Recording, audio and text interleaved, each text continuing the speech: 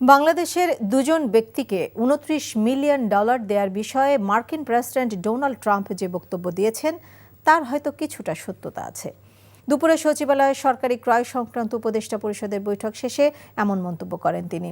চাল, ডাল, ছোলা, চিনির মতো রমজানের নিত্য প্রয়োজনীয় পণ্যের সরবরাহ নিশ্চিতের পাশাপাশি কোনোভাবেই যেন দাম না বাড়ে সেই চেষ্টা করা হয়েছে বলেও জানান ডক্টর সালেউদ্দিন। কেউ মজুত করার চেষ্টা করলে ভোক্তা অধিকার সহ সরকারের এজেন্সিগুলোর মাধ্যমে ব্যবস্থা নেওয়ার হুঁশিয়ারি দেন তিনি।